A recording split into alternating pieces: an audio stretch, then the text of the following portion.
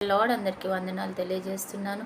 ఈరోజు దేవుడు ఇచ్చినటువంటి వాగ్దానము యోబు గ్రంథము 37 అధ్యాయము 5వ వచనంలో వ్రాయబడినట్టుగా మనము గ్రహింపలేని గొప్ప కార్యములను ఆయన మనకు చేయును. నిజమే.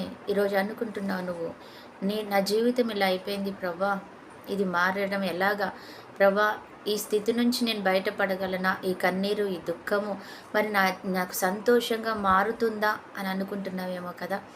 ఇది మార్పు వస్తుందా, ఇంత భయంకరమైన శోధనలోనికి నేను వచ్చేసాను, తెలియకుండానే వచ్చేసాను, అది నా పాపము ద్వారానో నిర్లక్ష్యము ద్వారానో లేకపోతే దుష్టుడు శోధన ద్వారానో ఇంత ఊబిలోకి నేను దిగిపోయాను ప్రవ్వా అనుకుంటున్నావేమో.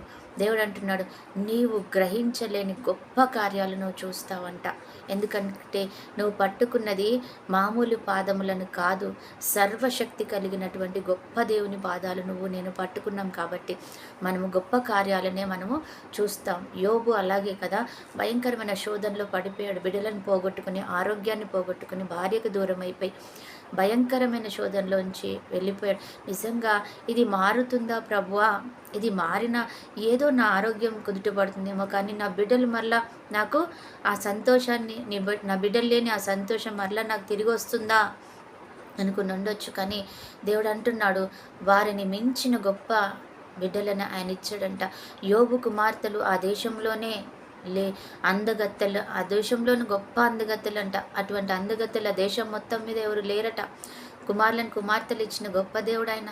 అలాగే ఆయన యోబు జీవితంలో పోగొట్టుకున్న దానికి అంతటికీ 2 అంతల బ్లెస్సింగ్స్ పొందుకున్నాడు. పాతది జరిగిపోయిన జీవితాన్ని మరలా గుర్తు తెచ్చుకోలేనంత సంతోషాన్ని ఆయన దేవుడు మరి యోబుకి ఇచ్చారు. కాబట్టి జ్ఞాపకం చేసుకుందాం, నీ జీవితంలో నా జీవితంలో కూడా అదే జరగబోతుంది. నువ్వు ఎప్పుడు ఊహించినది, నువ్వెన్నడూ ఆ కళలో కూడా అనుకోనటువంటి గొప్ప కార్యము, ఆశీర్వాదకర కార్యము, మంచి కార్యము నీ జీవితంలో దేవుడు చేయబోతున్నాడు.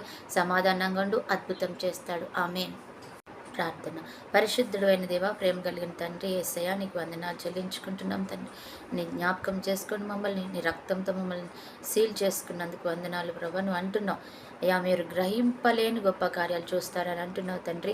మేము ఆ రీతిగా చూడబోతున్నందుకు వందనాలు. ఎంతమంది బిడ్డలతో ఆశపడుతున్నారో అయా, నా ఉద్యోగం కొరకు, నా ఆయుష్ కొరకు, దీర్ఘాయుష్ కొరకు ప్రభా, నా కుటుంబంలో నెమ్మది లేని తనము కొరకు తండ్రి ప్రభా, నా ఆరోగ్యం కొరకు, నా యొక్క ఆర్థిక సంబంధమైన భయంకరమైన శోధనల కొరకు నేను ఎదురు చూస్తున్నాను ఆయన.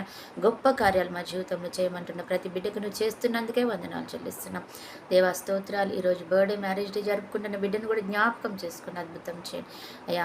మా కుటుంబాలకు విరోధంగా రేపింపబడిన ఏ ఆయుధము కూడా వర్ధిల్లకూడదు తండ్రి. అటు కృప చేసినందుకే వందనాలు చెల్లిస్తూ యేసు నామములో ప్రార్థిస్తున్నాము తండ్రి.